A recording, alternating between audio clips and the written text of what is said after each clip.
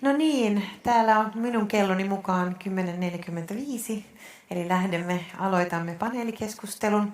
Eli lämpimästi tervetuloa paneelikeskusteluun työhyvinvoinnista ja lainsäädännön roolista sen tukemisessa. Mä aloitan esittelemällä meidän panelistit ja keskustelijat. Me olemme siis pontevasti yrittäneet saada tähän diversiteettiä, mutta kaikista yrityksistä huolimatta meillä on tällainen erittäin pätevä all-female panel tänään. Pidän sitä tässä maailmantilanteessa oikein sopivana kommenttina. Jätetään tämä tähän. Ja meidän... Kyllä vaan. Ja keskustelua alustaa tänään. Ensin on Marjo Ylhäinen, apulaisprofessori Itä-Suomen yliopiston oikeustieteiden laitokselta, yhteiskuntatieteiden ja kauppatieteiden tiedekunnasta. Tervetuloa. Keskustelijoina meillä on sitten tässä vieressäni Riitta Työläjärvi, asiantuntijalääkäri Suomen ammattiliittojen keskusjärjestö SAK:sta. Liisa Hakala, johtaja sosiaali- ja terveysministeriön työ- ja tasa-arvo-osaston toimintapolitiikkayksikkö. Ja Jenni Pitkänen, johtava asiantuntija Teknologiateollisuus ry. Lämpimästi tervetuloa. Ja Marjo, ole hyvä. Johdattele meidät aiheeseen. Kiitos. No niin, aloitan tämän sillä, että kerron, että tähän työhyvinvointikysymykseen itse asiassa ensimmäistä kertaa tosissani kiinnitin huomiota noin 1,5 vuotta sitten valmistellessani alustusta hyvinvointioikeuden päiville. Ja oli niin kuin aina vähän kiire sen kanssa, niin ajattelin, että kysäisenpä tuolta ChatGPT:ltä, että miten tämä työhyvinvoinnin sääntely on meillä kehittynyt Suomessa. Että saisin suoraan noita lakipykäliä ja hallituksen esityksiä, joiden pohjalta sitten rakentaa esitystä. ChatGPT kertoi mulle, että meillä on olemassa työhyvinvointilaki. Ja tämä oli ensin koin sellaista hirvittävää kauhua, että mitenkäs nyt tässä asiantuntijana olen kokonaan missannut sellaisen työhyvinvointilain. Ja sitten kun katsoin, niin havaitsin, että ChatGPT oli päätellyt lainsäädännöstämme, että meillä on olemassa joku työhyvinvointilaki, jota ei siis ole. Mutta tämän esimerkin otin tässä esiin sen vuoksi, että se kertoo tietysti hirveästi siitä, että meillä on hirveästi sellaista lainsäädäntöä, jossa tavalla tai toisella on kyse työhyvinvoinnista. No siis sekä työ että hyvinvointi ja työhyvinvointi on tietysti tosi vähän semmoisia amebamaisia suuria käsitteitä, joista on vaikea saada kiinni.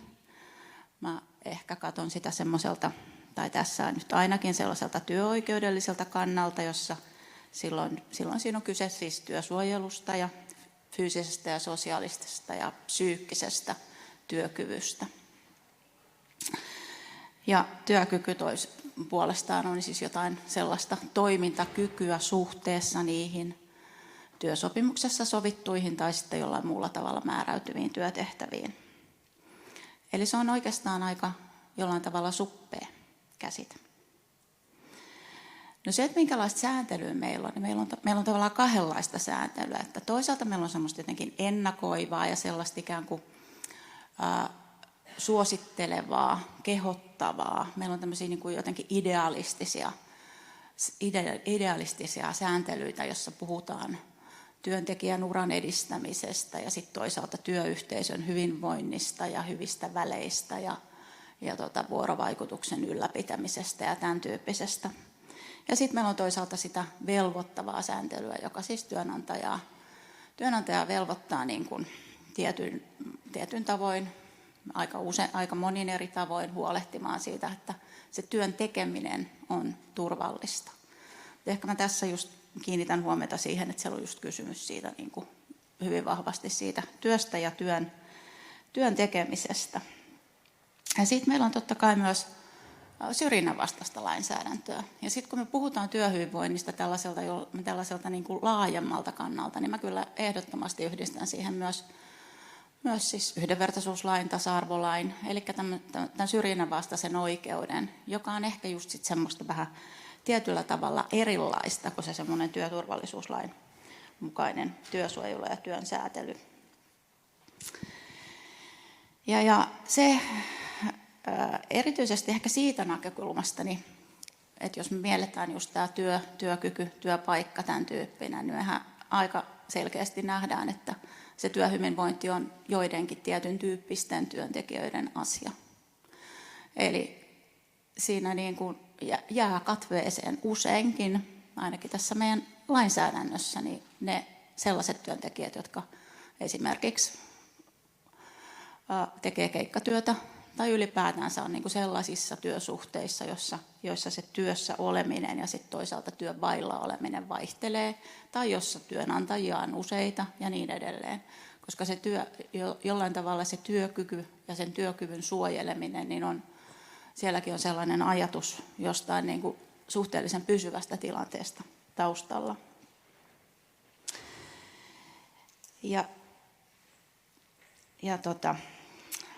Näin.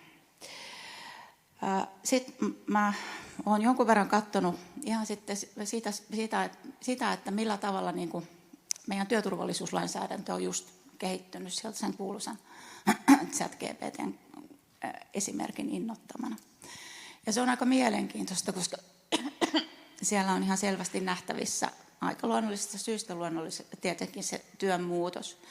Eli me siirrytään siinä työsuojelun kontekstissa, me siirrytään sellaisesta fyysisen työympäristön sääntelemisestä niin sellaiseen sosiaalisen työyhteisön, sosiaalisen olemisen sääntelyyn.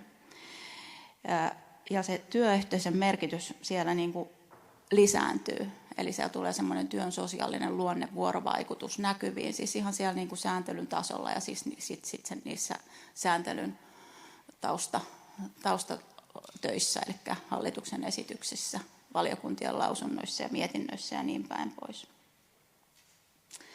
Eli fyysisten vaarojen rinnalle tulee niin kuin nämä henkiset vaarat, mutta sitten tulee myös se sosiaalinen työympäristö. Ja tässäkin mun mielestä siinä on niin kuin vähän eroa. Että jos me ollaan perinteisesti hahmotettu sitä työturvallisuutta ja työsuojelua nimenomaan tämmöisenä vaarojen ehkäisemisenä ja riskien poistamisena, niin se semmoinen niin kuin sosiaalinen elämä tai sosiaalinen yhteisöllisyys niin on jotain toisenlaista.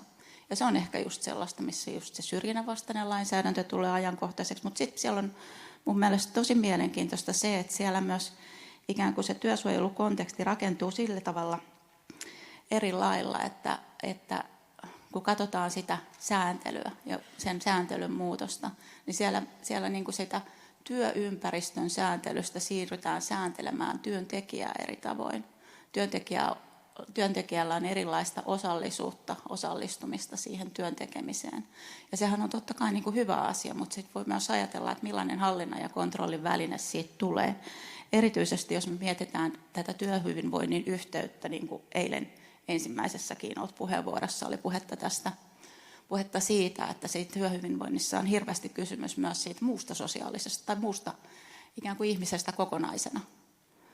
Niin jos me ryhdytään kovasti sääntelemään sitä työntekijää, niin voidaan kysyä, että missä se työn ja vapaan raja menee. Kiitos. Kiitos Mari. Avasit hyvin tätä monimutkaista yhdistelmää. Unohdin itse asiassa tässä niin kuin hyvin suomalaiseen tyyliin esitellä itseni. Esittelin kaikki muut, eli mä oon Hertta Vuorenmaa Aalto-yliopistosta työelämäntutkimusyhdistyksen puheenjohtaja. Mulla on nyt ilo toimia tässä tämän keskustelun johdattelijana. Eli aloitetaan tästä työhyvinvoinnista. Mari hyvin avasi sitä, että se ei ole mikään yksinkertainen käsite ja se tarkoittaa monia eri asioita työpaikoilla ja sitten lainsäädännössä. Niin miten tämä teistä... Miten määrittelette omasta näkökulmastanne työhyvinvoinnin ja miten se määritelmä heijastuu työpaikkojen käytäntöihin ja miten ajattelette, että nykyinen lainsäädäntö tukee tai estää työhyvinvoinnin toteutumista? Ole hyvä Jenni, voit aloittaa. Joo, tosiaan todella laajasta kokonaisuudestahan tässä on kyse ja aina tämä mielenkiintoinen kysymys siitä, että onko työhyvinvointia erillään yleisestä hyvinvoinnista. Mutta totta kai siinä on se, että meillä on tiettyjä asioita, mitä työnantaja voi tehdä ja mitä siellä työpaikalla tapahtuu. Ja niin kun se ehkä olisi semmoinen ensimmäinen rajaus, että se on sitä työhyvinvointia, että mitä siellä työpaikalla tapahtuu. Mutta siellähän lähdetään sitten ihan niistä yleisistä rakenteista, mitkä työhyvinvointiin vaikuttaa, niin puhutaan johtamisesta, siitä organisaatiosta, miten siellä on organisoiduttu, miten työyhteisö toimii, minkälaiset ne työtehtävät itsessään ovat. Ja tietysti sitten totta kai ihmiset viime kädessä on sitten niitä, jotka sitten siinä vaikuttaa myöskin siihen työyhteisöön. Ja tämä kaikki kokonaisuus, että tämähän on hyvin kompleksinen kokonaisuus. Ja jos sitten vielä tähän toiseen osaan siitä kysymyksestä, että no miten lainsäädäntö siihen sitten vaikuttaa, niin itse ehkä näen sen niin, että lainsäädäntö on se, joka tekee sen pohjan siihen ja ne perusteet, mutta ei lainsäädännöllä, en usko, että sillä tehdään sitä maailman parasta työhyvinvointia, vaan se on sitten sitä kaikkea, mitä tulee sitten vielä sen lainsäädännön päälle, niiden perusrakenteiden päälle, mutta totta kai ne perusasiat pitää olla pohjalla kunnossa. Joo, mä komppaan Jenniä tässä asiassa kyllä, että se lähtee siitä lainsäädännöstä, ihan työturvallisuuslaista, työterveyshuoltolaista, työsopimuslaista ja niin edelleen, että se antaa sen pohjan, sen tavallaan perälaudan näille asioille, sen minimin, ja sen päälle sitten on hyvä rakentaa. Mutta aika usein niin joudutaan huomaamaan, että täytyy lähteä back to the basics, eli korostaa sitä, että lainsäädännössä on jo hyvin sanottu niitä asioita, että sillä päästään jo pitkälle, jos tehdään asioita sen mukaan, mitä se lainsäädäntö edellyttää. Että jos ajatellaan vaikka työturvallisuuslakia, kuinka se sisältää työnantajan yleisen huolehtimisvelvollisuuden ja sen työympäristön tilan tarkkailemisen. Ja nyt sitten siellä on vielä aika uutena asiana se, että täytyy huomioida työntekijöiden yksilöllisiä ominaisuuksia. No sitten ehkä vähemmän muistetaan työsopimuslain kohtaa, jossa sanotaan, että työnantajan täytyy edistää suhteitaan työntekijöihin ja työntekijöiden keskinäisiä suhteita. Se ei tarkoita sellaisia suhteita, mutta siis sitä, että se tarkoittaa ehkä sitä yhteisöllisyyttä ja myöskin sitä yhdenvertaista kohtelua siellä. Ja mun mielestä se työhyvinvointi on just sitä, että se lähtee tästä niin kuin lainsäädännön noudattamisesta, riskien arvioinnista ja hallinnasta. Mutta sitten se voimavarapuoli, mun mielestä se kuuluu oleellisena asiana ja niin me ajatellaan ministeriössä, että se on tosi tärkeä asia. Ja sitähän ei niin siellä lainsäädännössä sanota, että se on niin kuin ehkä sitten siihen päälle tulevaa asiaa, mutta ehdottomasti kannatettavaa. Jos ajatellaan työhyvinvointia, niin sehän on myös sitä, että ne työn vaatimukset ja voimavarat, että ne on tasapainossa sen työntekijän voimavarojen ja kykyjen ja osaamisen kanssa. Ja näitä sovitetaan yhteen näitä asioita, mutta en nyt tyhjennä pajatsoa kerralla. Jätä mulle muutama kysymys vielä. Joo, jos jatketaan tästä, hyvin samaan suuntaan ajatukset kulkee, että varmaan just se työhyvinvoinnissa, niin kuin työkyvyssäkin, se tasapaino voimavarojen, työn vaatimuksien suhteen.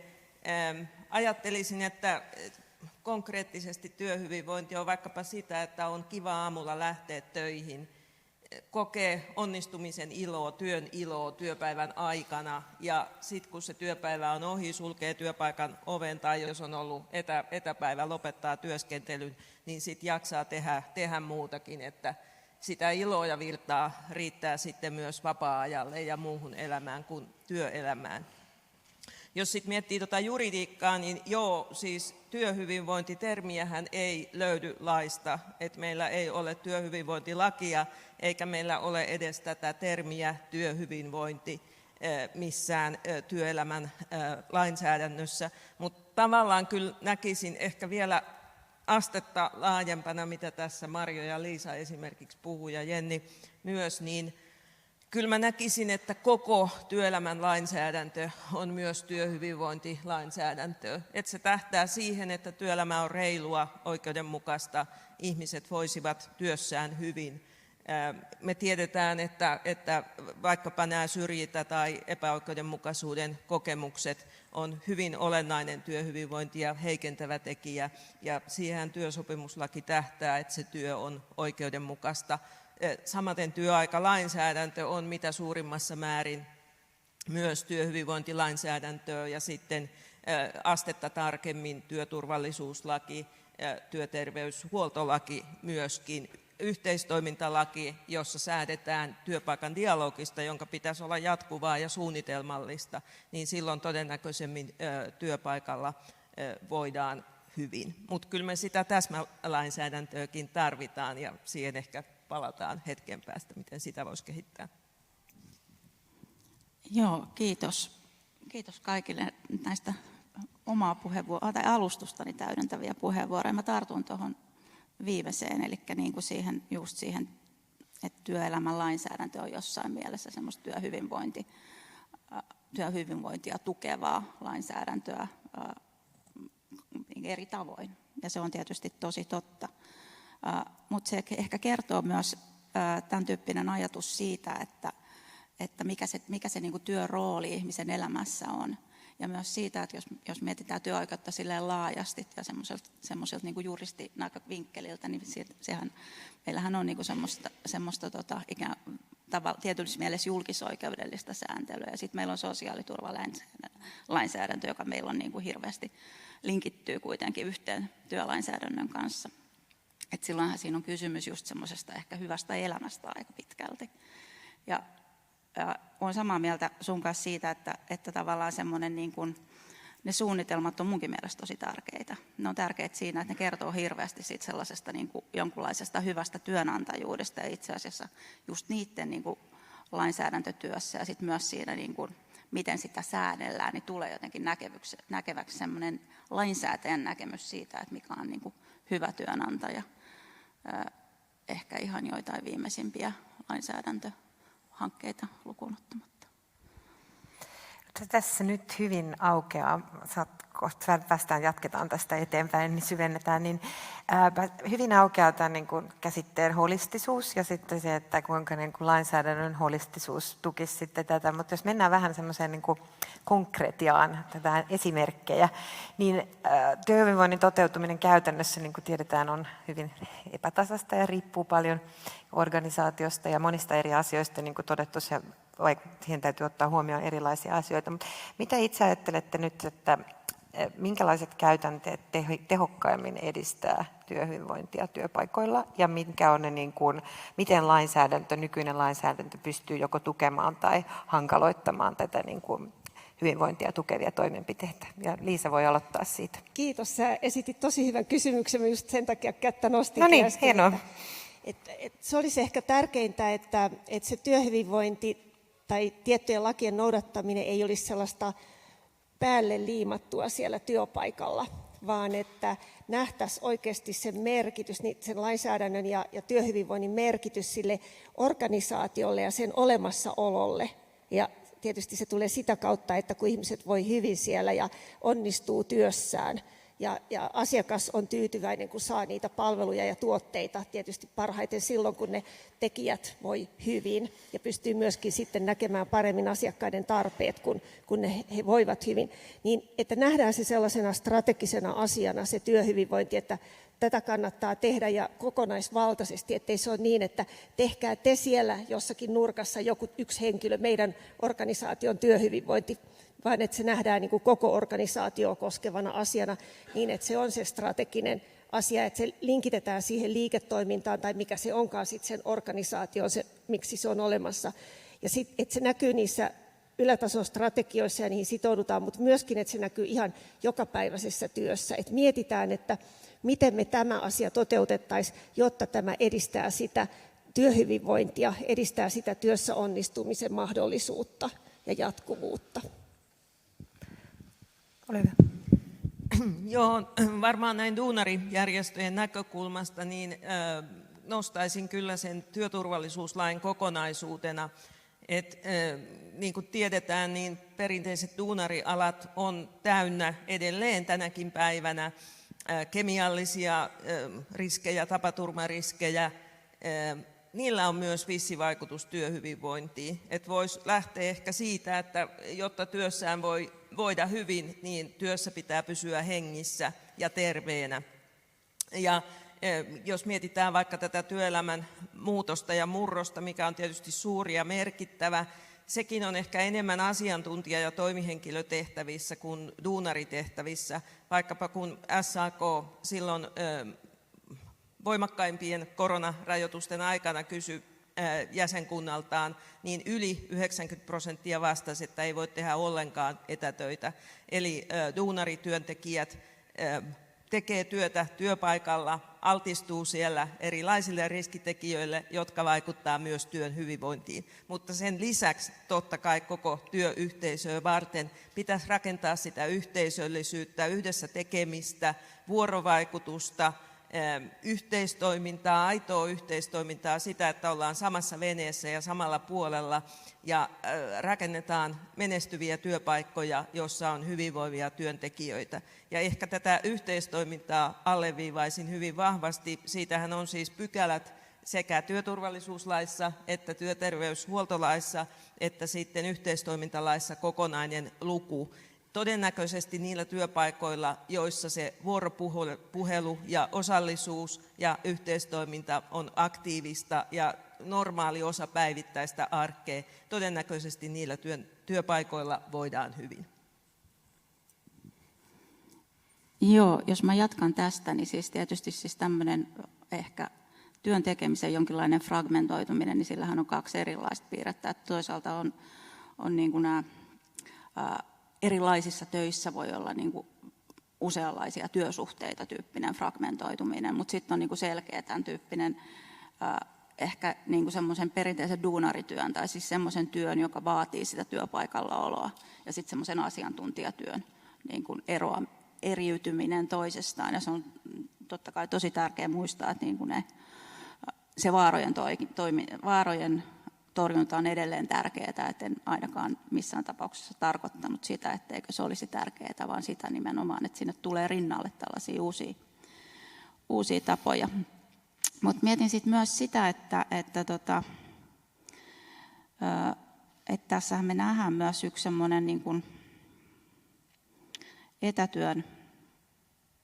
etätyön jonkunlainen niin kuin seuraus ylipäätänsä tähän meidän työhyvinvointipuheelle, että mitä se niin kuin on merkinnyt. Mutta se, mikä minun piti varsinaisesti tässä niin kuin nostaa esiin, niin että mikä siellä on konkreettisesti tärkeää, niin konkreettisesti tärkeää on varmaan sellaiset asiat, jotka tuottaa epäoikeudenmukaisuuden tai oikeudenmukaisuuden kokemuksia.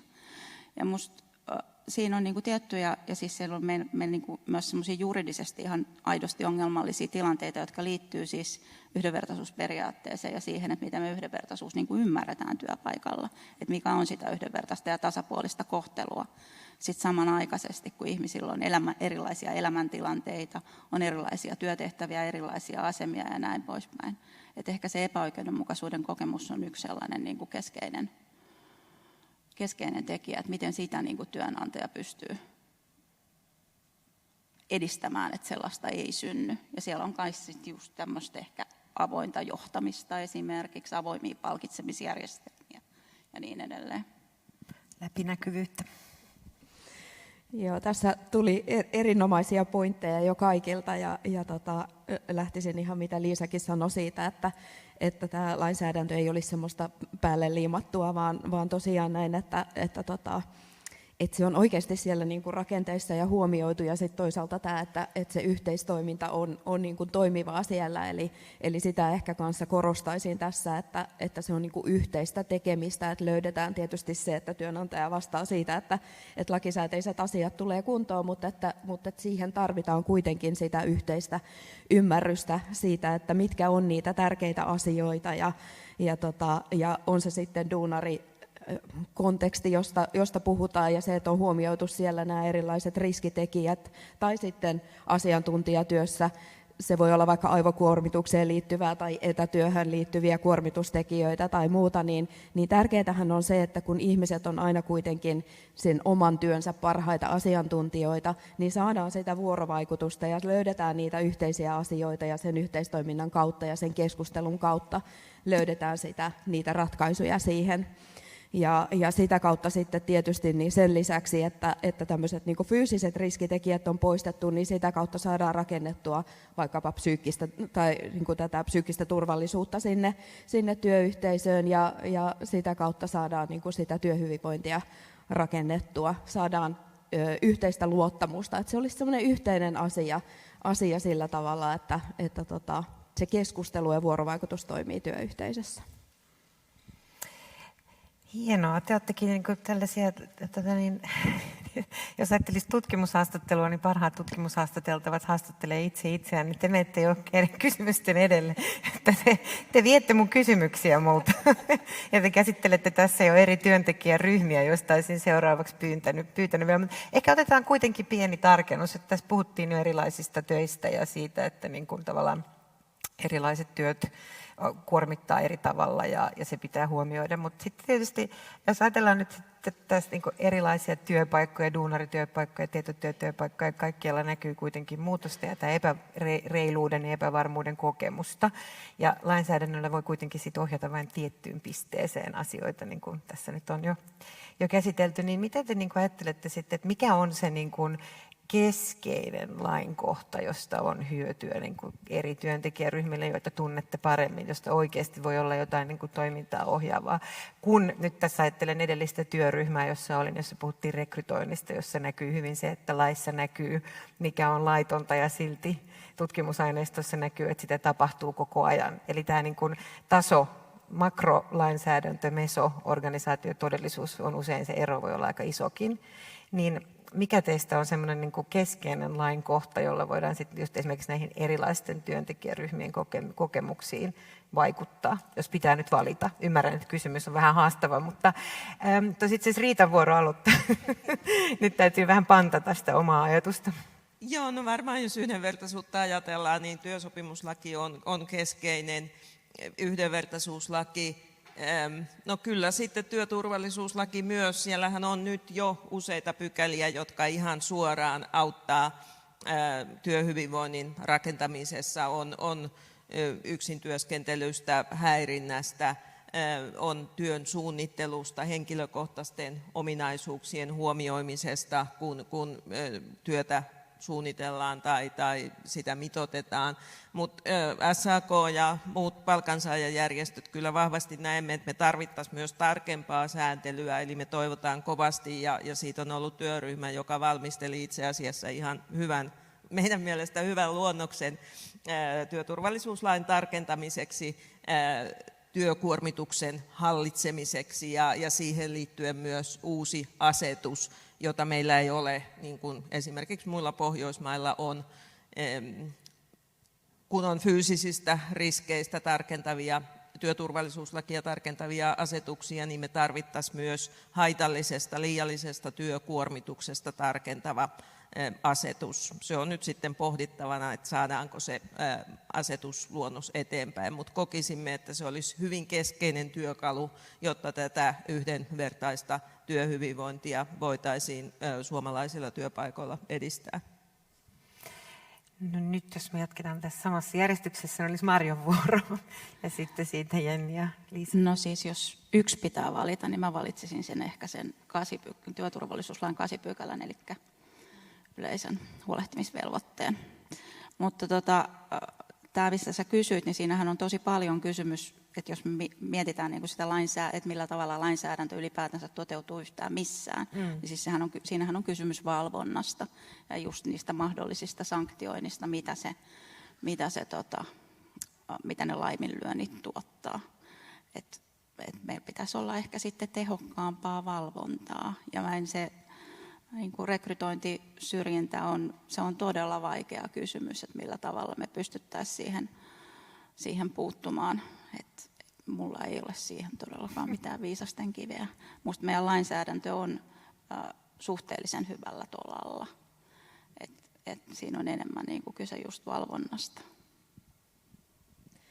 No joo, tämä oli kyllä aika haastava kysymys, että niin kuin Marjokin totesi, että lainsäädäntö on suht hyvällä tolalla ja sitten, että no minkä valitset sieltä yhden tärkeimmän, ja Riittakin luetteli jo paljon, että on vaikea sanoa, että no ei noista nyt mikään olisi tärkein, mutta jos mä sitten ottaisin jonkun muun, niin ehkä mä voisin sieltä vaikka sen yhteistoimintalain nostaa ja nimenomaan sen jatkuvan vuoropuhelun näkökulmasta, että se on sitten myöskin sitä, millä rakennetaan sitä kaikkea muuta ja sitä työyhteisön yhteistä toimintaa, niin se voisi olla yksi sellainen, minkä voisin nostaa tässä nyt sitten listan jatkoksi. Hyvä, kun kukaan ei sanonut vielä sitä, mitä mä ajattelin sanoa, mutta lähellä oltiin.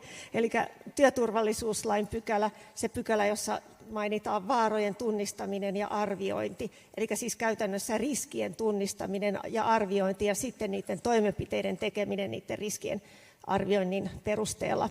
Ja sehän pitää sisällään fyysiset riskit ja fysikaaliset riskit, biologiset riskit, psykososiaaliset riskit. Että jos ajatellaan nyt vaikka, että työpaikalla, jossa psykososiaaliset riskit, tai jos niitä on olemassa, niin se voi tarkoittaa juuri sitä, että siellä on sitä epäoikeudenmukaisuuden kokemusta, sitä ei-yhdenvertaista kohtelua ja niin edelleen, että ne ilmenee sitten sillä tavalla, mutta että kun ne riskit tunnistetaan ja arvioidaan ja tehdään toimenpiteet sitten sen tilanteen parantamiseksi, niin mä olen ihan varma, että silloin saadaan myös sitä psykologista turvallisuutta paremmalle taholle ja yhteistoimintaa siellä pelaamaan. Et ehkä meidän pitäisi enemmän puhua siitä, että mitä ne pykälät oikeasti pitää sisällään ja mihinkä kaikkeen ne antaa mahdollisuuden. Saanko mä sanoa yhden EU-jutun tässä? Kun EU:ssa tehdään säännöllisesti e-Sener-kyselyä, moni teistä varmaan tietääkin sen, siellä kysytään työpaikoilta, työnantajilta ja työntekijöiltä tiettyjä asioita, ja Suomi ei ole riskien arvioinnissa ja hallinnassa hirveän hyvin sijoittunut siellä, vaikka me luultaisiin, ja kun moni esimerkiksi maailman työjärjestön entinen pääjohtaja sanoi, että Suomi on työturvallisuuden mallimaa, niin me ollaan ihmetelty tuolla ministeriössä välillä, että miksi sitten e-Sener-tutkimuksessa niin Suomi ei ole kuitenkaan sitten siellä keskitasoa paremmalla paikalla niin riskien hallinnan suhteen. Että johtuuko se siitä, että ollaanko me jotenkin vaatimattomia siinä, kun me vastataan kyselyyn, että eihän meillä mitään, jos vaikka olisikin, mutta jos se ei ole jotakin hirveän hohdokasta. Vai onko sitten niin, että sitä ei kuitenkaan systemaattisesti tehdä työpaikalla ja nimenomaan osallistavasti niin, että siinä on sekä työnantaja että henkilöstö mukana. Kun eihän se auta mitään, että se on jossain arkistopölyttyneenä joku riskienarvioinnin paperi, niin eihän se ole silloin oikeastaan paljon mitään, vaan että miten se saadaan oikeasti sitten joka päivä siihen työhön mukaan. Haluaisitteko joku kommentoida? Liisa esitti kysymyksen. Ei tule mitään välittömiä reaktioita. Okei, no jatketaan sitten tähän niin kuin työnantajan tunnuspiirteisiin työhyvinvoinnin edistäjänä. Minkälainen on hyvä työnantaja työhyvinvoinnin näkökulmasta? Ja mitkä käytännöt ja arvot tukevat tasapuolista ja yhdenvertaista työhyvinvointia? Ja sitten, että miten niitä sitten mahdollisesti lainsäädäntö, taas se lempilainsäädäntö sieltä sitä ohjaamaan, taikka sitten mitä toivoisitte lainsäädännöltä. Ja nyt on aloitettu vuorotellen, nyt on Marjon vuoro. Joo, kiitos tästä todella helposta kysymyksestä.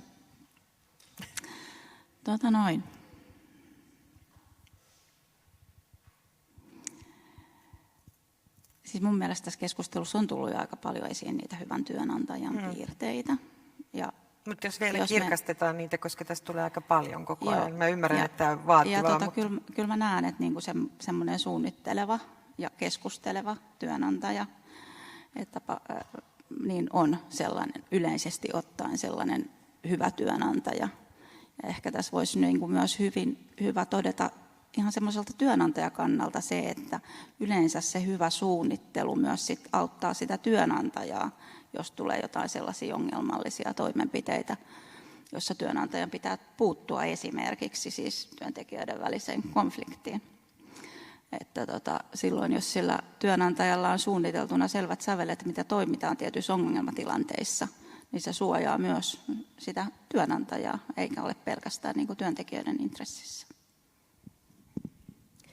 No mä nostaisin ehkä tässä vaiheessa esiin sen, että vaikka me puhutaan lainsäädännöstä tästä, mutta kun kuitenkin kontekstina on työhyvinvointi, niin siinä todella tärkeää on muistaa se, että me puhutaan ihmisestä ja että se on se niin kuin inhimillinen kohtelu. Ja jotenkin tuossa aika mielenkiintoinen ajatus tuli mieleen, että jos me ajatellaan työnantajaa, joka noudattaa, ja varmasti tällaisia, mutta että jos on työnantaja, joka noudattaa täysin ihan jokaista lakia, mutta ei käy vaikka niin kuin jotenkin, että siinä ei ole se inhimillisyys tai niin kuin ihmisiä ei huomioida siinä, niin onko se kuitenkaan hyvä työnantaja? Et ehkä siihen niin kuin jotenkin se semmoinen, että se, niin kuin se ihmisten kohtaaminen ja merkityksellinen työelämä ja sen luominen siellä työpaikalla, niin toisin ehkä sen siihen myös niin kuin lisäksi, että vaikka tietysti se lainsäädäntö siellä pohjalla on se tärkeä ja ne on ne tärkeät perusteet ja rakenteet, mutta että sitten kuitenkin se semmoinen niin kuin inhimillisyys, inhimillinen johtaminen ja kohtaaminen, niin jotenkin ajattelen, että se on se aika merkittävä osa-alue myöskin siinä, jotta voidaan sanoa, että on hyvä työnantaja, että on se, niin kuin se ihminen siellä jotenkin keskiössä ja inhimillisyys. Mä oon kyllä samoilla linjoilla ja mä käyttäisin sanaa, että hyvä työnantaja on välittävä työnantaja. Se välittää henkilöstöstään, ei ajattele, että se on jotakin kasvotonta massaa, vaan justiin niin, että siellä on oikeasti ihmiset töissä. Ja se välittäminen näyttäytyy siten, että työnantaja välittää noudattaa lakeja, että toimii niiden mukaisesti ja sitten välittää siitä bisneksestään tai mitä se sitten tekeekään, mikä sitä on, miksi se organisaatio on olemassa, välittää siitä niin paljon, että haluaa antaa parhaat mahdolliset onnistumisen edellytykset henkilöstölle kaikin tavoin, että huomioi ne henkilöstön tarpeet ja kehittää osaamista ja että se johtaminen on läpinäkyvää ja oikeudenmukaista ja myöskin järjestelmällistä, että on tietyt sellaiset perussysteemit kunnossa, mutta ei olla liian byrokraattisia. Ja se osallistaminen on tosi tärkeä.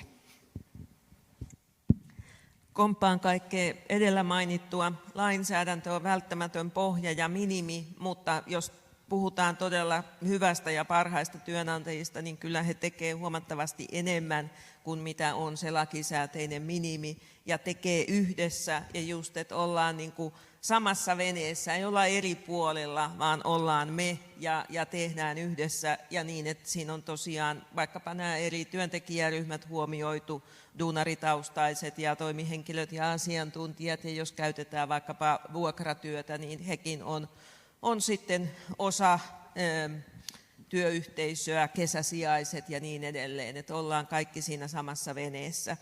Ja ehkä jos jotain, mitä ei tässä muut kumppanit ole vielä maininnut, niin varmaan se jatkuva oppiminen, kouluttautuminen ja sekin yhdenvertaisesti niin, että se kaikkiin henkilöstöryhmiin kohdentuu mahdollisuus kehittää omaa osaamista, päästä täydennyskoulutukseen ja hyvä perehdytys.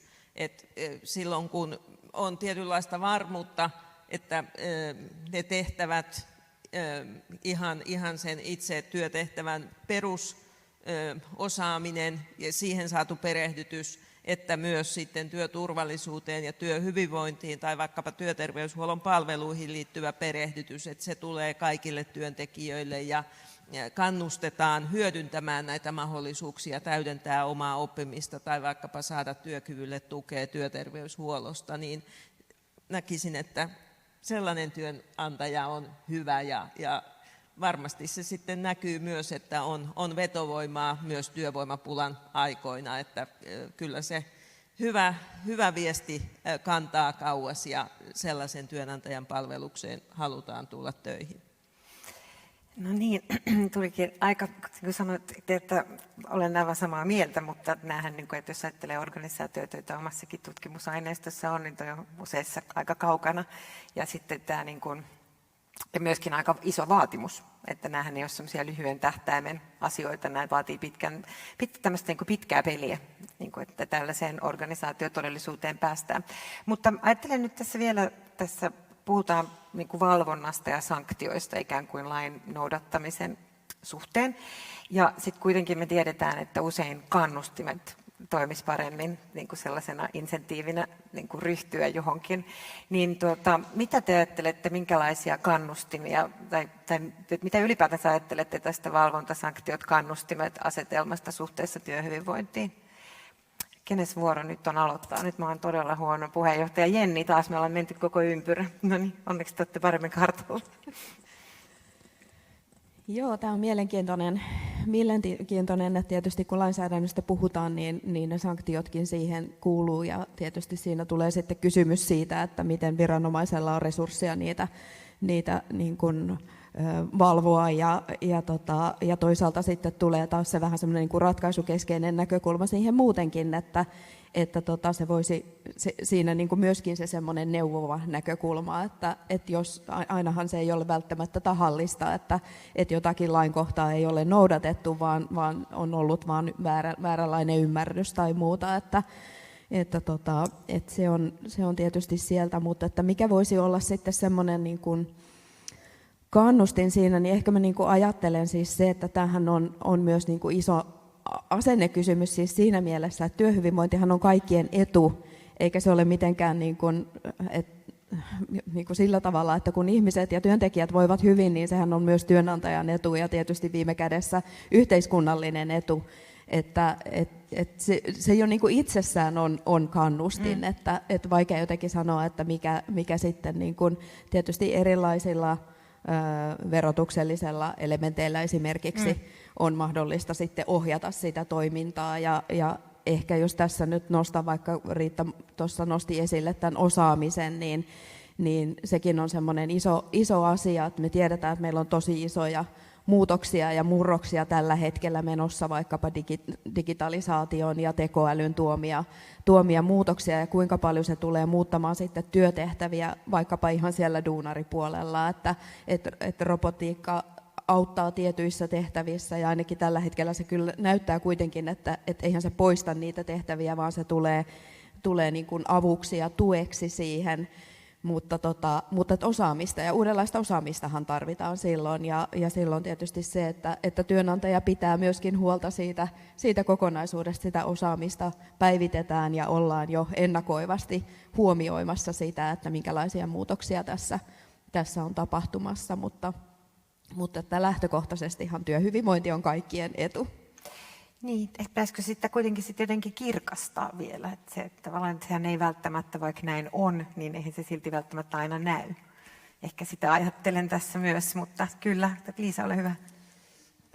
Mun mielestä tarvitaan kyllä kumpaakin, sekä porkkanaa että keppiä, mutta enemmän tykkään kyllä porkkanasta, että se on kestävämpää kuin sitten se keppi. Ehkä pitäisi ajatella niin, että mistä se johtuu sitten, että tietyillä työpaikoilla ne asiat ei ole kunnossa, että ei edes sitä olla sen perälaudan mukaisesti, eli sen niin kuin minimilainsäädännön mukaisesti ei toimita, että onko se tiedon puutetta tai resurssien puutetta tai jotain, että aika harva työpaikka niin kuin haluaa tehdä tahallaan vastoin lainsäädäntöä ja huonosti hoitaa hommansa. Että siellä voi olla jotain sellaisia syitä, että ei tiedetä mitenkä. Eli että työpaikat tarvitsevat sitä apua näissä asioissa ja kannustusta siihen, että miksi kannattaa näitä asioita kehittää. Ja voisi olla ehkä hyvä, että puhuttaisiin enemmän tässä yhteiskunnassa niin kuin sellaisista tunnusluvuista, mitä sitten se työpaikka voisi hyödyntää, vaikka sitten sellaisena kilpailutekijänä ja tarjouskilpailuissa esimerkiksi, että kun on satsattu työhyvinvointiin näihin asioihin ja nämä on mennyt parempaan suuntaan, niin mitä se on tarkoittanut sitten siellä vaikka sitten vaihtuvuuden kannalta ja sairaspoissaolojen pienentymisen kannalta, asiakastyytyväisyyden kannalta ja niin edelleen. Ja sitten ne tunnusluvut voi auttaa sitten tosiaan siihen, että vaikka voittamaan tarjouskilpailuja, ja siitä tulee sitten sinne koko organisaatiolle hyvää, niin tulee sellaista taloudellista lisäarvoa, niin siitä voisi tietysti sitten palkita, että jaetaan se sitten oikeudenmukaisella tavalla siellä organisaatiossa. Kun mä olin aikoinaan yritysmaailmassa töissä aika pitkäänkin, niin kun siellä oli tulospalkkiojärjestelmä, niin kerran tehtiin sillä tavalla, että kun huomattiin, että kun oli liiketoimintakohtaiset tulospalkkiojärjestelmät, niin tietysti silloin se liiketoiminta katsoi sisäänpäin ja halusi olla mahdollisimman hyvä omana liiketoimintanaan. Mutta sitten oli tarvetta saada sitä yhteistyötä liiketoimintojen välillä ja sitä osaamisen kehittämistä ja jakamista ja yhdessä tekemistä ja innovointia liiketoimintojen välillä, niin me tehtiin sitten sellaiset tulospalkkiokriteerit, että miten tämä liiketoiminta on auttanut sitä toista liiketoimintaa tietyissä mitattavissa asioissa niin kuin parantamaan toimintaansa ja menestymään, niin siitä tuli sitten ihan rahallista sitä tulospalkkioa. Mutta tietysti se tulospalkkio nyt ei ole tämmöisinä epävakaina aikoina nyt välttämättä se in-juttu, mutta se voi olla jotain muuta sitten kuitenkin, että kannustetaan tällä tavalla ja nimenomaan siihen yhdessä tekemiseen. Joo, me ei välttämättä tavoitella sanktioita sanktioiden vuoksi. SAK tavoittelee Suomeen maailman parasta työelämää, mutta varmasti sanktiot on siinä yksi keino, jota tarvitaan, koska kuitenkin on valitettavasti myös niitä työpaikkoja, jotka menee rimaa hipoen tai riman ali silloin, kun se on mahdollista. Eli me tarvitaan työsuojeluvalvontaa. Se on tosi tärkeä kumppani, he tekevät hyvää työtä ja nyt esimerkiksi kun aluehallinnon uudistaminen on meneillään, niin on tosi tärkeää, että työsuojeluvalvonnan riippumattomuus ja osaaminen ja resurssit säilytetään. Mutta sitten miten me voitaisiin kannustaa ja innostaa ja porkkanoita enemmän kuin keppiä. Toi oli tosi hyvä, mitä Liisa nostit, nämä hankinnat. Eli jos me mietitään yritysmaailman tai työorganisaatioiden vastuullisuutta, niin voitaisiko me esimerkiksi tarjouskilpailuihin liittää joitakin vastuullisuusmittareita, varmaan siis ekologisen vastuullisuuden mittareita, mutta myös työntekijöiden hyvinvointiin liittyviä mittareita ja ehkä sitten muutenkin markkinoinnissa, että ajattelisin, että esimerkiksi itse kuluttajana ja uskoisin, että Suomesta löytyy paljon samoin ajattelevia, että kun me tehdään niitä arjen hankintoja ja mietin, että valitsenko tämän vai tuon tuotteen tai palvelun, niin jos ne yritykset aktiivisesti kertoisivat, että meillä halutaan huolehtia työntekijöiden työhyvinvoinnista ja siihen satsataan ja se on osa meidän liiketoimintastrategiaa, niin mieluummin ostaisin sellaiselta yritykseltä, joka aidosti haluaa satsata henkilöstön työhyvinvointiin ja myös kertoo siitä asiakkaille ja kuluttajille. Et näkisin, että se voisi olla markkinoinnin ja suurelle yleisölle, asiakkaille suuntautuvan viestinnän osana enemmänkin esillä, että kerrotaan niitä hyviä esimerkkejä työhyvinvoinnin parantamisesta ja samalla ne sitten toivottavasti voisi toimia kannustimena ja innostajana muille yrityksille.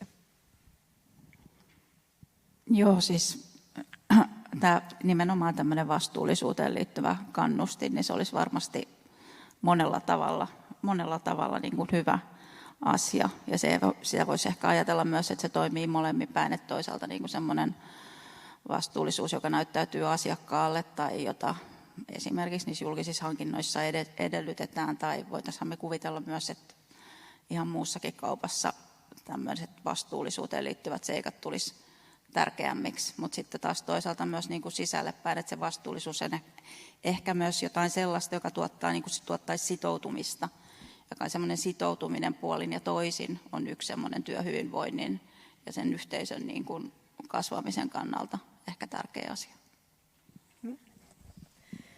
Joo, mulla tuli noista sanktioista ehkä mieleen vielä sellainen, että jos ajatellaan, että mikä on niin kuin tärkeää siinä, niin mä ajattelen, että jos puhutaan niin kuin työnantajien sanktioinnista, niin että ne asiat on sellaisia, joihin työnantaja pystyy vaikuttamaan. Että se on varmasti tosi tärkeää, ettei me niin kuin viedä pohjaa siltä liiketoiminnalta ja työpaikoilta ja muuta. Että jos ajattelee nyt tässä vaikka mielenterveyden ongelmia, kuinka laajasti meillä on niitä yhteiskunnassa ja me tiedetään myöskin, että nämä koskettaa nuoria ja nuoret kun tulee työelämään, että jos ajattelee tähän, että on niin kuin tosi tärkeää se kuormittumisen niin kuin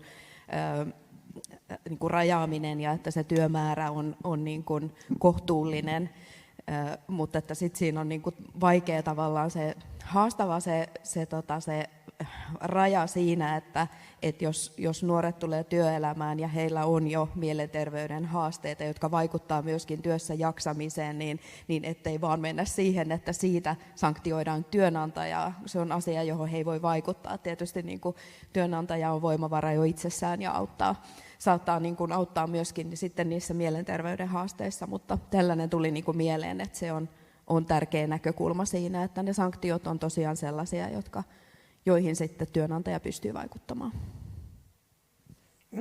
Saanko mä jatkaa? Ilman muuta saatte myös vapaasti keskustella. EU-näkökulmalla, kun on olemassa Euroopan työterveyttä ja työturvallisuutta koskeva strategiakehys, komissio on sen aikoinaan julkaissut ja se on tällä hetkellä siis olemassa, niin siellä sanotaan, että pitäisi enemmän lähentyä työterveys- ja työturvallisuusasioiden ja kansanterveyspolitiikan, niin se liittyy just siihen, mitä sä sanoit, että millä tavalla niin näitä asioita saattaen vaihdettaisiin ja huomioitaisiin ja saataisiin asiat niin aikaiseksi, että ihmiset, kun he tulee työelämään, että he voisivat mahdollisimman hyvin ja olisivat mahdollisimman työkykyisiä. Että kyllähän se työkyky alkaa rakentumaan jo sieltä lapsesta lähtien, että olisi se välittämisen kulttuuri ja ne tukikeinot ja kaikki tämmöiset jo sieltä pienestä pitäen kunnossa. Ja sitten ehkä myöskin sitten kun ollaan työikäisiä. Mutta mä en oikeastaan nyt sanokaan mitään, kun sulla on kysymyksiä tulossa näihin asioihin. Mä kannustan teitä nyt ilman muuta myös vähän keskustelemaan. mä oon liikaa tukkinut teitä nyt tässä, antaa mennä vaan. Niin, jos ajatellaan sitten vaikka sellaisia henkilöitä, jotka ei ole vaikka työelämässä, että on työttöminä, niin miten voitaisiin hyödyntää esimerkiksi sitten työterveyshuollon loistavaa osaamista vaikka sitten tuolla julkisella sote-puolella niin, että työttömät saisi siitä sellaista työkyvyn tukea, että he olisivat mahdollisimman hyvässä terässä sitten pääsemään takaisin sinne työelämään. Ja sitten tulee mieleen sellainen työote-toimintamalli, joka on todettu vaikuttavaksi, ja jossa on sitten, siinä on toimivia lähetekäytäntöjä esimerkiksi sieltä julkisesta terveydenhuollosta, niin tuonne työterveyshuoltoon se alkoi tuolla Keski-Suomessa niin selkäleikkauksista, ja siinä säästettiin hirveästi rahaa, ja ennen kaikkea, että työntekijät pääsivät nopeammin takaisin työhön, kun se oli se hyvä ja joustava yhteistyö ja sellainen, että ihminen ei jäänyt sinne vaan joksikin numeroksi poukkoilemaan niin kuin luukkujen väliin. Niin tämmöinen, että meillä olisi se sellainen niin kuin ihmiskeskeinen toimintamalli ja se, että niin kuin tämmöiset sujuvat palvelujärjestelmät ja ketjut ja että se työpaikka saa niin kuin tuekseen näitä ja se yksilö saa näitä tuekseen. Niin ehkä tämän tyyppistä kokonaisvaltaista ajattelua. Marjo näytti siltä, että hänellä on kommentti, jatka vaan. Joo, siis mä mietin tästä, tämä nyt ehkä hieman rynsyilee tästä teemasta, mutta tuli mieleen, että siinä missä meillä on tämmöisessä kokonaisvaltaisessa otteessa opittavaa, niin on siis osatyökykyisten potentiaalin tunnistaminen, niin sen oikeasti niin kuin heidän, koska se on hyvinvointia molemmin puolin olisi. Että kyllähän meillä osatyökykyiset työllistyy tosi huonosti verrattuna esimerkiksi muihin Pohjoismaihin. Joo, tämä on tosi tärkeä asia, kun tiedetään kuitenkin, minkälainen osaajapula meillä on tässä ehkä nyt jo, tai ainakin niin kuin tulevaisuudessa, niin se tulee vaan pahenemaan, että siitäkin näkökulmasta niin meillä ei ole varaa niin kuin tavallaan jättää mitään ihmisryhmiä niin kuin työelämän ulkopuolelle, jos heillä kuitenkin on niin kuin työkykyä, on ne sitten osatyökykyisiä tai nuoria tai mitä tahansa, niin tämä on tosi tärkeä asia kyllä. Ja se tarkoittaa tietysti sitten taas erilaisia valmiuksia siellä työpaikoilla, että työyhteisöt saadaan avoimiksi erilaisille ihmisille ja erilaisuudelle ylipäätään, että ymmärretään se, että mekin ollaan kaikki erilaisia, vaikka me ollaan nyt suomalaisia naisia tässä kaikki, niin mekin ollaan kuitenkin erilaisia, ja se, että miten sekin saadaan niin kuin voimavaraksi ja käännettyä mahdollisuudeksi työelämässä. Onko vielä kommentteja tähän? Voit jatkaa. Niin, kyllä. no jos jatkan, niin kyllä voisi sanoa, että hyvä työnantaja tosiaan rekrytoi ja pitää työssä erilaisia työntekijöitä, ja hyvä työyhteisö on monimuotoinen ja siellä on erilaista diversiteettiä ja myös mielellään näitä osatyökykyisiä tai pitäisikö sanoa täsmätyökykyisiä työntekijöitä, että huomio on siihen työkykyyn, mitä on olemassa, ja sitä tuetaan ja vahvistetaan, eikä niinkään sitten kiinnitetä huomiota siihen kyvyttömyyteen, vaan kykyihin ja voimavaroihin. Pitäisin kyllä tosi tärkeänä, että myös tätä työttömien työkykyä voidaan tukea. Kiva, kun nostit sen esille, jotta heidän työllistymispotentiaali paranee. Ja siinä varmasti tämä yhteistyö työterveyshuollon toimijoiden ja julkisen sektorin toimijoiden kesken on tärkeä kehittämiskohde. Ja nyt tietysti sitten tämä hyvin ajankohtainen TE24-uudistus, jossa hyvin pian on työvoimapalvelut siirtymässä kuntien vastuulle, ja voidaanko me sitten osana tätä uudistusta parantaa sitä tukea, mitä työkykyongelmaiset työnhakijat saa osana työvoimapalveluja. Näkisin, että siinä varmasti on parantamisen varaa, ja siinä tarvitaan tiivistä yhteistyötä yritysmaailman kanssa. Että siinäkin voisi olla ehkä, niin kuin jotkut yritykset on tehnytkin, ja pidän sitä tosi kivana ja kannustettavana asiana, että nostaa ihan esille ja kertoo avoimesti, että meillä on diversiteettiä ja meillä on työllistetty erilaisen työkyvyn omaavia henkilöitä ja monesti tosiaan kun ne tehtävät sitten räätälöidään sopivaksi, niin se työpanos on ihan yhtä hyvä tai jopa parempi kuin niin sanotusti täysin terveen tai täysin työkykyisen työntekijän. Että tällaiset esimerkit on tosi ilahduttavia ja toivottavasti niitä näemme tässä lähivuosina vielä paljon lisää, kun samanaikaisesti on monella alalla työvoimapula ja uudet ikäluokat pienenee, niin todella kaikkien työpanos tarvitaan. Joo, jatka vaan, jos tulee kommentti. Jatkan tuosta, oli kiva, kun sä otit sen työkykyasian esille ja sanoit täsmätyökyky, että ehkä liian usein ajatellaan, että se työkyky on on tai off, mutta että sehän aina katsotaan suhteessa siihen kulloiseenkin työhön, että voi olla, että toiseen työhön henkilö on ihan työkyvytön, mutta sitten toisenlaiseen tehtävä voi olla 100% se työkyky. Ja niin kuin säkin sanoit, niin että kaikki saataisiin osalliseksi työelämään, vaikka olisi mikä murena sitä työkykyä olemassa, niin eikä puhuta niistä puutteista, vaan siitä, että mitä on ja mitä sillä voitaisiin tehdä. Ja mehän ollaan jokainen, tai aika moni meistä saatetaan olla jossakin elämänvaiheessa niin kuin näitä täsmätyökykyisiä, osatyökykyisiä, että eihän se ole sellainen, että jollakin on ja jollakin ei, että se vaihtelee. Ja sitten siinä on tärkeää työn muokkaus, että työpaikoille osataan tehdä sitä työn muokkausta, ja siihen on hirveän hyviä malleja, tietoa olemassa, joka perustuu tutkimukseen, niin niitä kannattaa hyödyttää. Mulla on yksi sellainen lähipiirin kokemus ihan tästä, niin kuin oikeastaan se on meneillään tällä hetkellä, että eräällä henkilöllä yksityiselämässä oli kaikennäköisiä katastrofeja, ne ei johtunut, tai oli siellä fyysisiä ongelmia, mutta sitten hänen lähipiiristään, ja sitten työterveyslääkäri oli sitä mieltä, että nyt tarvitsisi tämän henkilön niin kuin vähän vetää henkeä, ettei tule sitten liikaa kuormitusta, että voisiko olla sairasloman paikka. No, tämä henkilö oli vähän aikaa sairaslomalla, mutta sitten hän halusi töihin, ja sitten siellä hän sitten esihenkilönsä kanssa kävi läpi sitä työtehtävää, ja siellä muokattiin sitä työtä niin, että se henkilö koki, että jes, tämä työ on itse asiassa hänelle juuri se voimavara, jota hän tarvitsee tässä tilanteessa, että se työ auttaa, kannattelee häntä jaksamaan myös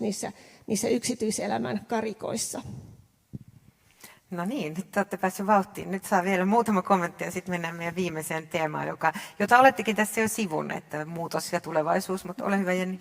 Joo, mulla tuli ajatus tässä ylipäätään siitä, että minkälaista puhetta työelämästä tällä hetkellä, jos ajatellaan vaikka mediassa, niin minkälaista on. Ja sitten kun nämä tarinat on niin kuin paljon tällaisia, että nehän on niin kuin tosi positiivisia ja kuinka suuri voimavara työelämä on kuitenkin ja se oma työ. Ja jotenkin jos välillä aina katsoo sitä, että miten työelämästä puhutaan, niin siinä usein nostetaan vähän niitä haasteita ja on kuormitusta ja on mielenterveyden ongelmia. Ja toki näitä niin kuin on, että tarkoitus ei olekaan se, että ne lakastaan sinällään maton alle, vaan ne on asioita, joita me voidaan kehittää ja niihin me pystytään itse vaikuttamaan. Mutta välillä toivoisin, että nostettaisiin enemmän esille myöskin sitä, että eihän tämä työelämä nyt ihan kamalaa ole, että meilläkin on aika mukavaa tässä tällä hetkellä kuitenkin ja se, että kuinka paljon se tuo sisältöä ja voimavaroja ja monta eri asiaa elämään. Marja, näytti siltä, että on joku kommentti. No en siis tiedä, mä mietin tästä näin puheesta, että siinähän on myös se työnantaja, on silloin semmoinen joustava työnantaja, joka siis näkee ja tekee sen mukaan, mitä se työtä tekevä ihminen tarvitsee juuri sillä hetkellä. Ehkä siinä on semmoinen yksi hyvän työnantajan, hyvän työhyvinvoinnin kannalta hyvän työnantajan piirre. Hienoa keskustelua. Mä nyt vähän haastan teitä tähän kaksiosaisesti. En mitenkään vaikeasti, ei tarvitse näyttää kauhistuneelta, mutta jos katsotaan vaikka MIT:n Future Work-raporttia, niin siellä nostetaan niin kuin tämä sellaisen hyvän syklin luomisen niin kuin keskeisyys tulevaisuuden kestävän työelämän kulmasta. Eli niin kuin, että pitäisi yhteiskuntatasolta tulla sääntelyä, insentiivejä, organisaatiotasolla tarjota oppimismahdollisuuksia yksilölle, sitten niin kuin saada autonomiaa ja valtaistua ja oppia niin kuin lyhennettynä, yksinkertaistettuna.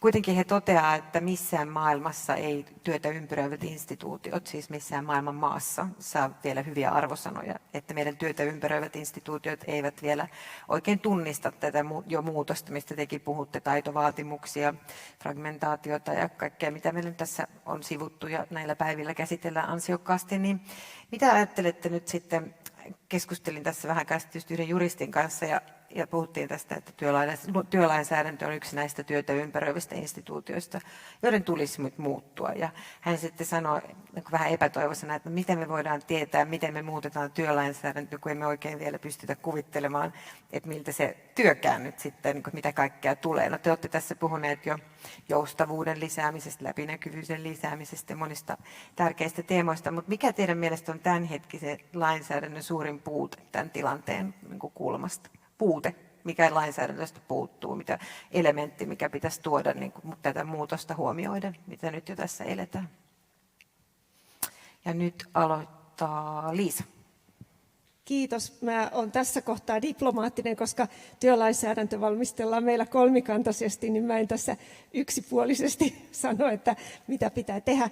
Mutta ehkä se semmoinen yksinteon tekeminen olisi tärkeää, että kun on lainsäädäntöä, ja Suomessa on kuitenkin aika hyvä se lainsäädäntö, että sitä osattaisiin soveltaa yksinteoin. Eli katsotaan kerralla ne kaikki lait, mitä siellä työpaikalla vaikuttaa ja mitä pitää noudattaa, niin miten me tehtäisiin tämä silleen, että me katsotaan sitä ensinnäkin yhdessä työnantaja ja henkilöstö, ja sitten niin kuin ne kaikki on ne sitten yhdenvertaisuuslakiin perustuvat, työsopimuslakiin, työturvallisuuslakiin perustuvia asioita, työterveyshuoltolaki, että katsotaan, että minkälaisen kokonaisuuden me saadaan tästä, ja kun teemme asioita näin ja näin, niin se asia edellä, niin silloin me samalla noudatetaan myöskin näitä lakeja, ja sitten linkitetään se siihen liiketoimintaan myöskin, mutta jotenkin se yksinteon tekeminen, kun mä joskus pidin jotakin työlainsäädännön luentoa ja sitten sitä varten tein taulukon siitä, että jos on yksikin työntekijä siellä työpaikalla, niin mitä siellä työnantajan täytyy noudattaa ja huomioida. Niin se oli kyllä tosi pitkä taulukko. Itsekin hämmästyin, että apua, että miten joku pikku työpaikka pystyy niin kuin pysymään perässä tai ymmärtää tai osaa niitä kaikkia asioita, niin siitä tuli tämmöinen ajatus, että se yksinteon katsominen auttaisi ja se, että olisi tahoja, jotka auttaisi katsomaan niitä yksinteoin.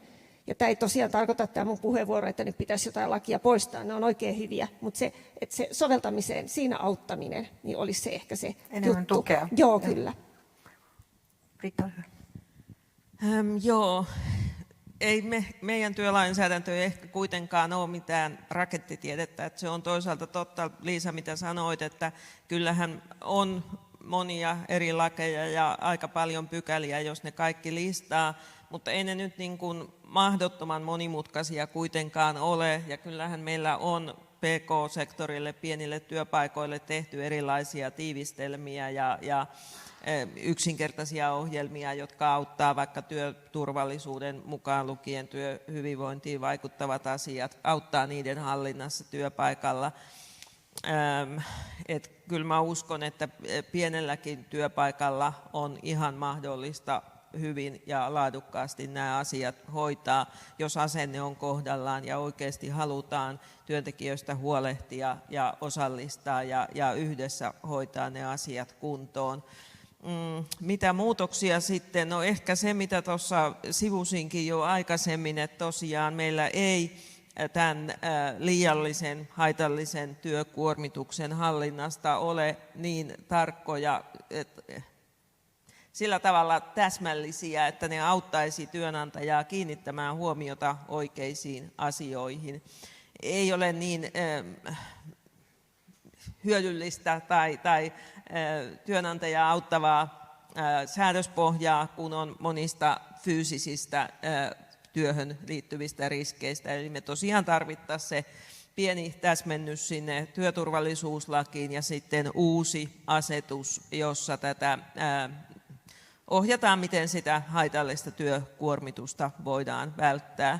Ja ehkä sitten myös, jos kääntää katseen Suomen rajojen ulkopuolelle ja EU-hun, niin on monet vuodet jo keskusteltu myös siitä, että tarvittaisiko me direktiivi työhön liittyvästä stressistä tai työkuormituksen hallinnasta. Siitä on vähän ehkä eri sanoja käytetty eri maissa, mutta että ainakin palkansaajajärjestöissä on kyllä koko Euroopan laajuudelta vankka yksimielisyys siitä, että me tarvittaisiin myös EU-tasolla uusi säädös, uusi direktiivi, jossa säädeltäisiin työhön liittyvää stressiä ja haitallista työkuormitusta.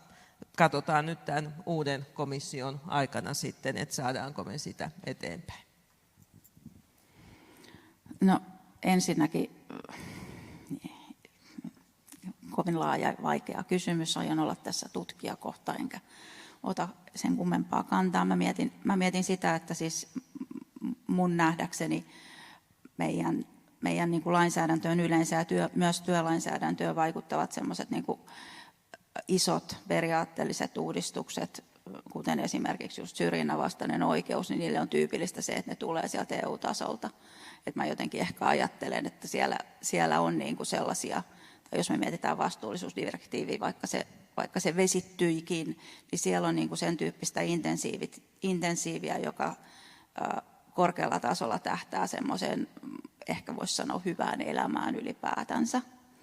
Et mä laittaisin ehkä toivetta kyllä sinne EU-tasolle, enkä niinkään, niin kuin en osaa sanoa, mitä meillä kansallisesti, meillä on paljon hyvää lainsäädäntöä. Mutta sitten mä mietin sitä, että tässäkin kun mulla on puhuttu, mä vähän siinä alustuksessa viittasin niihin erilaisiin työntekijöihin, ja mä mietin tässä nyt kovasti esimerkkinä noita ruokalähettejä, jotka jää sinne marginaaliin. Ne jää sinne marginaaliin, vaikka meillä on niin kuin periaatteessa lainsäädännössä hyviä välineitä sen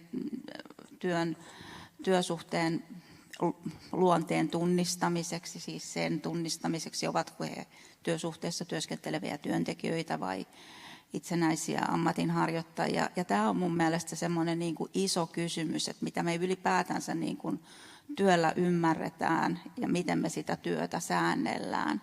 Ja se on vaikea kysymys myös, koska siellä on kysymys aina myös siitä, että kenellä on sitten velvollisuus tehdä jotain ja tarjota.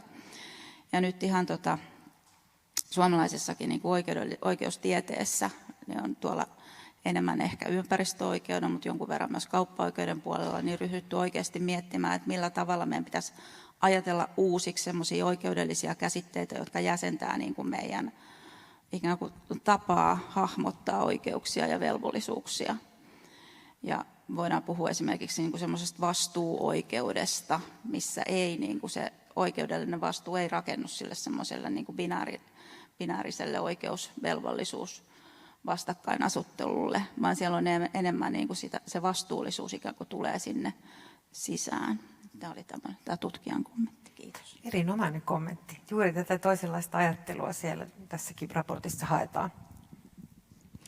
Joo, mulla tuli oikeastaan mieleen tuosta, että jos ajattelee niin kuin lainsäädäntöä ja ehkä viitaten tähän, mistä Liisakin puhui tästä pitkästä listasta, ja varmasti ne on sinällään tärkeitä asioita, mutta että ehkä siinä se, että se lainsäädäntö ei aiheuttaisi niin kuin kankeutta, ja toisaalta niin kuin kaikki se lainsäädäntö ja sääntely, mitä vaikkapa EU-tasolta tai sitten tietysti ihan Suomen lainsäädännöstä tulee, niin että se ei tosiaan niin kuin estäisi myöskään niin kuin vaikkapa työpaikkoja syntymästä ja sitä kautta ehkä sitten just vaikka mahdollisuutta paikalliseen sopimiseen, niin sitä kautta pystytään niin kuin varsinkin pienemmillä työpaikoilla, niin ettei olla niin kuin kiinni sellaisessa niin kuin yhdessä tietynlaisessa rakenteessa, joka on ajateltu, että tämä on se ainoa oikea, kun se ei välttämättä palvele ollenkaan siellä, vaan että voitaisiin sitten niin kuin yhdessä. Tietysti nyt sitten tulee taas se jatkuva vuoropuhelu ja se yhteistyö ja se luottamuksen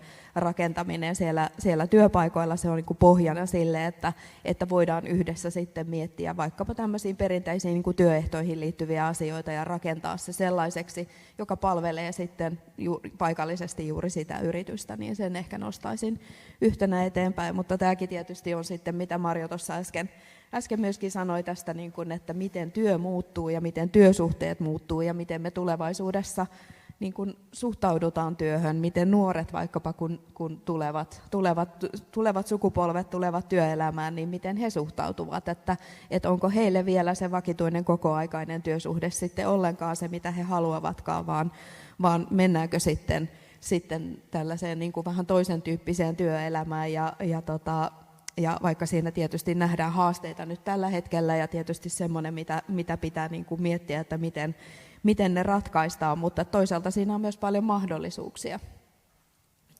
Ja se onkin mielenkiintoinen kysymys, että mitä tulevaisuus tuo tullessaan ja mikä olisi sitten se oikea tapa se ratkaista. Mm-hmm.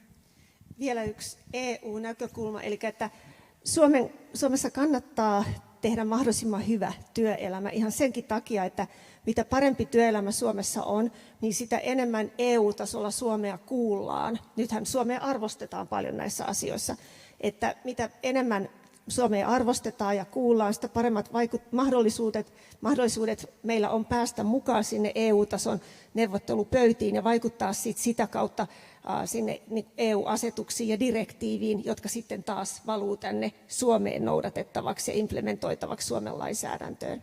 Että kannattaa kehittää täällä hyvin näitä asioita. No niin, nyt meillä on tässä ihan muutama minuutti jäljellä. Meillä olisi mahdollisuus ottaa yleisökysymys, jos olisi se siellä. Heti tulikin innokas yleisökysymys panelisteille. Hei, olen Eeva Hotbeckers, toimin kestävän työn tutkijana ja aina kyselen tätä entäs ekologia-kysymystä eri paikoista. Niin kun ajatellaan kestävyysmurrosta, vaikka ilmaston kuumenemista, sään ääriolosuhteiden lisääntymistä, terveyskuormituksia ja niin edelleen, niin miten näette, että tämä nykyinen työlainsäädäntö vastaa näihin haasteisiin? Ja jos ei vastaa, niin mitä tulisi tehdä? Voidaan aloittaa vaikka sieltä ihan vaan Marjo, mennään järjestyksessä. Niin, tämä liittyy nyt ehkä vähän siihen, mitä mä sanoin tuossa viimeiseksi niistä ruokaläheteistä ja siitä, miten ne putoaa sen ulkopuolelle. Että mä näkisin, että ei varmaan tiettyihin haasteisiin vastaa. Että jos musetaan kestävyysmurros tosissaan, niin me ollaan varmasti 10 vuoden päästä jo ihan erilaisessa tilanteessa työn suhteen kuin me ollaan tällä hetkellä. En tiedä millä tavalla, mutta varmasti uskon itse siihen, että on iso muutos edessä. Ja mä ehkä näen myös, että siinä ei ole keskeisesti kysymys niin kuin pelkästään työlainsäädännöstä, vaan siinä on, kuten mä äsken viittasin, niin siinä on esimerkiksi sellaisia tiettyjä ylipäätänsä länsimaisen oikeusjärjestyksen keskeisiä prinsiippejä, kuten omistusoikeus, joka pitäisi ehkä ajatella jollain ihan uudella tavalla, jossa tulisi semmoinen niin kuin vastuu ja nimenomaan vastuu ympäristöstä paremmin esiin. Ja työoikeudessa se ehkä nyt tarkoittaisi sitä, että me katsottaisiin myös lainsäädännössä, tai että meillä olisi sen tyyppinen työlainsäädäntö, jossa kiinnitettäisiin huomiota myös sen työn ekologisiin tai työn teettämisen ekologisiin seurauksiin. Joo, kiitos erinomaisesta kysymyksestä. Tässä itse asiassa tuli sellainen, mikä ei nyt meidän keskustelussa ole vielä noussut esiinkään, niin on just vihreän siirtymän muutos. Ja tietysti meilläkin teknologia-alalla vahvasti rakennetaan niitä ratkaisuja, joilla vihreää siirtymää parhaillaan tehdään. Ja tiedän, että tätäkin jo tutkitaan, että miten vaikkapa tämä digivihreä siirtymä vaikuttaa työhyvinvointiin, miten se vaikuttaa työtehtäviin ja sitä kautta sitten siihen osaamiseenkin, josta tuossa jo aikaisemminkin puhuttiin. Mutta sitten tietysti se vaikuttaa moneen myöskin ihan vaikkapa, että miten ilmastoahdistus, kuinka paljon sitä on, miten se vaikuttaa siihen työhyvinvointiin ja ylipäätään työssä jaksamiseen ja miten se voidaan huomioida sitten työpaikalla ja tuoda toisaalta sitten myöskin sitä toiveikkuutta siitä, että meillä on ratkaisuja syntymässä koko ajan, miten saadaan niin kuin tätä meidän yhteiskuntaa ekologisemmaksi ja meidän työelämää ekologisemmaksi ja sitä kautta löydetään niin kuin sellaisia ratkaisuja, jotka on kaikille myöskin on tälle maapallolle hyväksi ja toisaalta vahvistaa sitten sitä, että miten meidän on hyvä olla työelämässä. lainsäädäntö jo tietyllä tavalla vastaa tähän.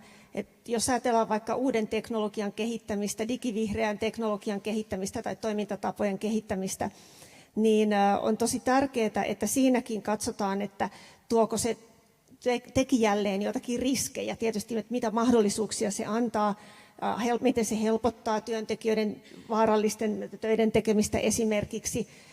Ja sitten toisaalta taas, että mitä riskejä se voi tuoda, että esimerkiksi voiko tuoda jotakin biologisia riskejä, mitä ei aikaisemmin ole ollut olemassakaan. Eli taas tässä niin kuin se vaarojen riskien tunnistaminen ja arviointi, joka on jo sitten siellä työturvallisuuslaissa sanottu, niin kyllä jos oikein hyvin luetaan, niin kyllä ne löytyy sieltä.